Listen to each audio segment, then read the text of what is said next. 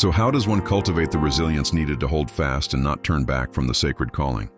1. Reconnect with your original call and purpose. In the midst of demanding schedules, difficult personalities, and seemingly insurmountable obstacles, it's easy to lose sight of why you started. Take time to revisit the moment you felt called to ministry. What was the initial vision? What burdens were placed on your heart? Reflect. Journal about your calling. Reread old letters, sermons, or notes from when your passion was at its peak. Pray. Ask for renewed clarity and confirmation of your purpose. Sometimes God needs to remind us of His initial anointing. Remember the why.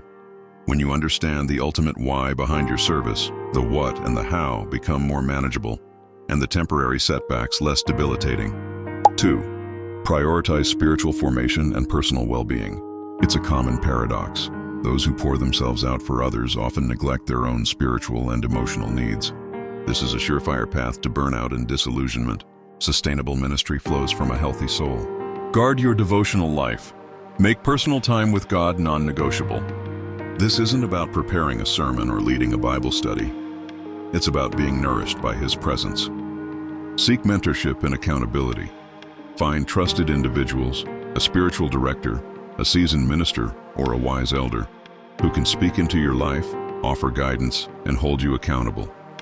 You don't have to carry the burden alone. Practice self-care. This isn't selfish, it's essential. Ensure you're getting adequate rest, healthy nutrition, and regular exercise.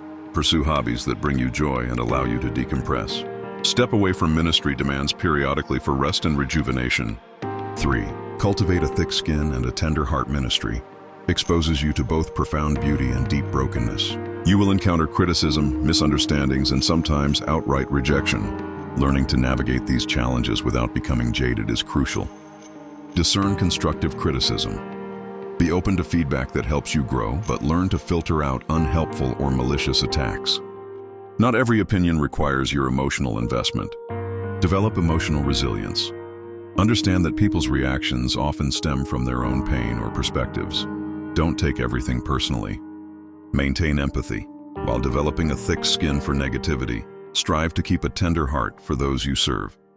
Remember their humanity, struggles, and potential. 4. Build a strong support system beyond your ministry context. While your church or ministry team is vital, it's equally important to have relationships outside of that immediate sphere where you can be fully yourself without the weight of leadership expectations.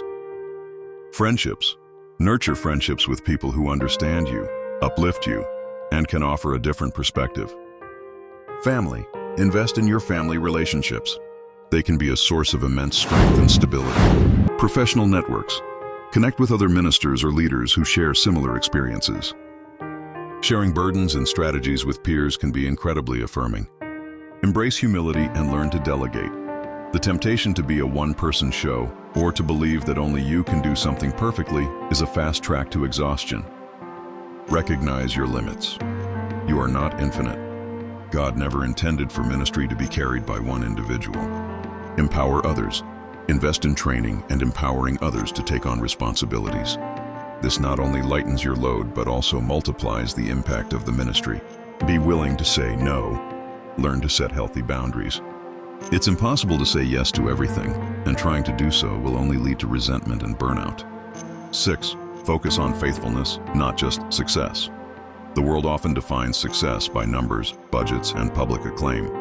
In ministry, true success is often measured by faithfulness to God's call and the transformative impact on individual lives, which may not always be visible or quantifiable. Redefine success. Shift your focus from external metrics to internal integrity and obedience to God. Trust God with the outcomes.